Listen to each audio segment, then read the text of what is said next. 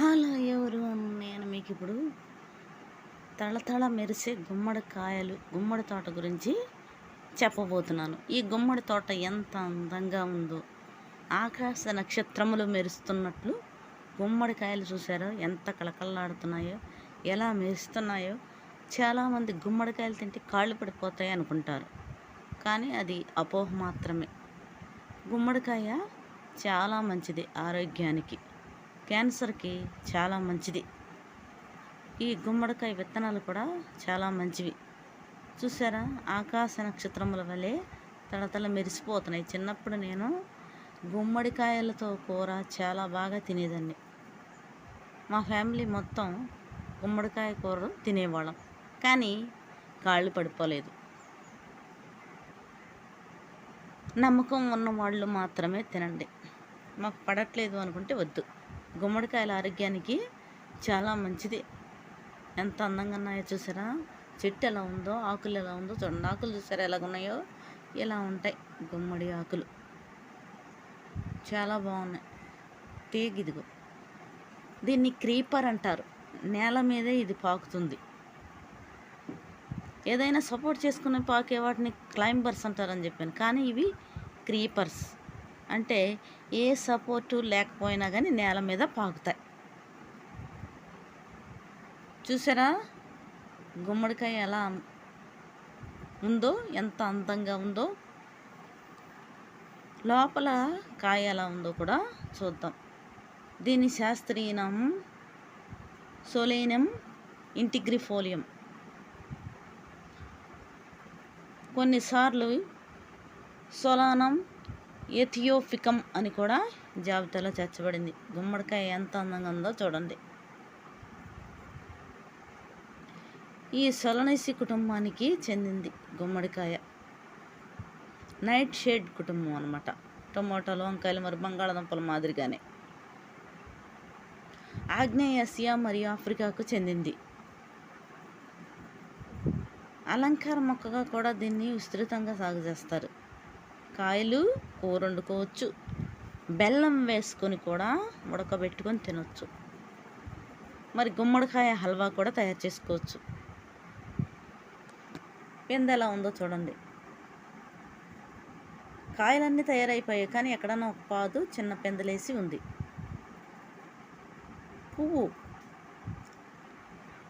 పువ్వులు కూడా ఉన్నాయి, కానీ ఇది వాడిపోయింది. చూసారా, లోపల పసుపు కలర్లో ఉంది పువ్వు. ఈ వీడియో మీకు నచ్చినట్లయితే ముఖ్యంగా సబ్స్క్రైబ్ చేయండి, లైక్ చేయండి అండ్ షేర్ చేయండి. మీకు చూపించాలని నేను చాలా కష్టపడి చాలా దూరం నడిచి వచ్చి మీకు గుమ్మడి తోటను చూపిస్తున్నాను. చూసారా ఎంత అందంగా ఉందో. మామిడి తోటలో వేశారు, మార్చి అని కాదు,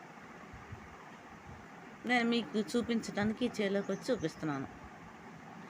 గుమ్మడికాయ అనే పదం ఉత్తర అమెరికాలోని న్యూ ఇంగ్లాండ్లో ఉద్భవించిందని భావిస్తున్నారు. ఆకులు ఎలా ఉన్నాయో చూడండి. ఇది పుచ్చకాయ అనే పదం నుండి లేదా గుండ్రని అనే పదానికి స్థానిక పదం నుండి ఉద్భవించింది. ఈ పదాన్ని కొన్నిసార్లు స్క్వాష్ లేదా వింటర్ స్క్వాష్తో పరస్పరం మార్చుకుంటారు.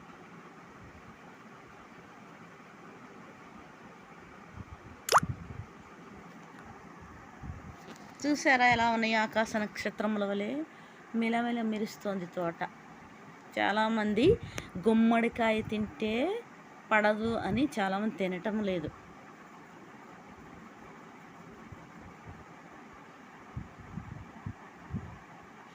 ఇది ఏ జాతికి చెందింది? కుకిర్బిటా జాతికి చెందింది. శీతాకాలపు గుమ్మడికాయ.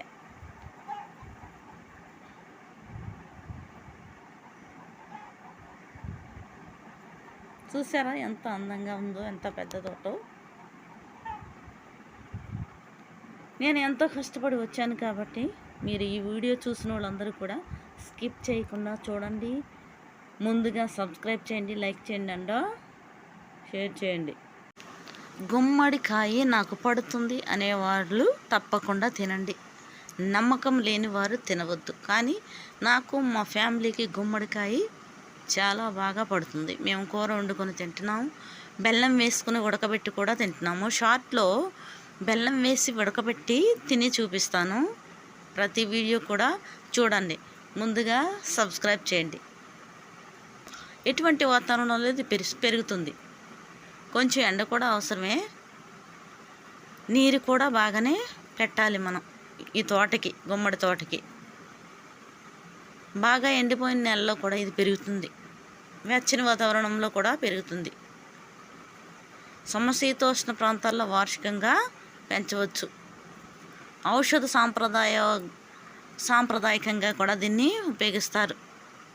కొన్ని ప్రాంతాలలో మొక్క యొక్క భాగాలను సాంప్రదాయ నివారణలో ఉపయోగిస్తారు.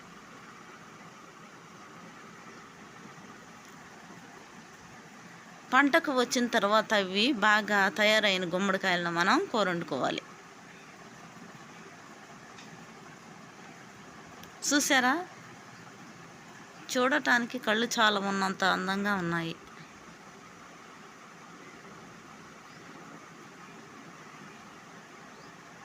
ఈ వీడియోలో నేను కాయ కోసి చూపిస్తాను, చూడండి.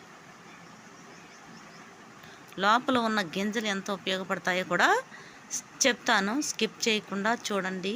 తోటంతా కూడా పరిశీలించండి, గమనించండి. ఈ యొక్క అద్భుతమైన సీనరీస్లా కనపడుతుంది కదా, దీనిని చూసి ఎంజాయ్ చేయండి. ఇది మామిడికాయ సీజన్. మామిడికాయలు కూడా చాలా బాగున్నాయి తోటలో.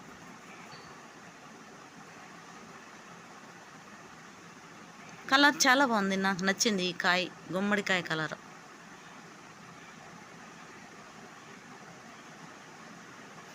ఈ గుమ్మడికాయ యొక్క మందపాటి షెల్ తినదగిన విత్తనాలు మరియు గుజ్జుని కలిగి ఉంటుంది.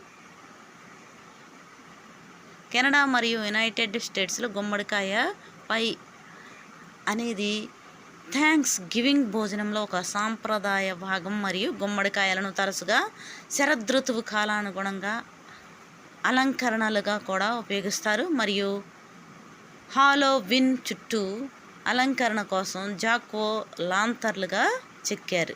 వాణిజ్యపరంగా తయారు చేయబడిన గుమ్మడికాయ పురి మరియు పై ఫిల్లింగ్లు సాధారణంగా అలంకరణ ఉపయోగం కోసం ఉద్దేశించిన వాటి నుండి వేర్వేరు గుమ్మడికాయ రకాలతో తయారు చేయబడతాయి. తొక్క కొంచెం అందంగానే ఉంటుంది.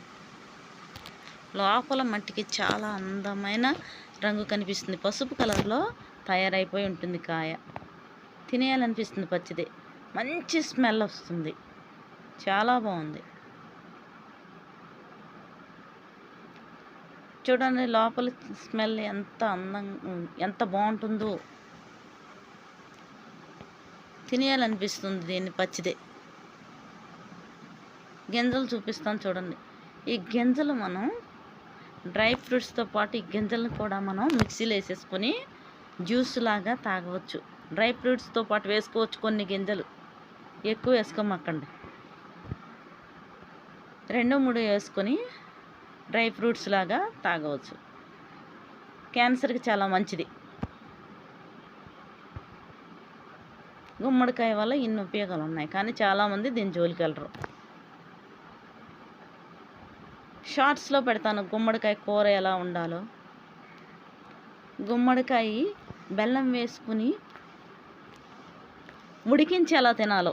Please subscribe my channel. Beautiful గుమ్మడికాయ.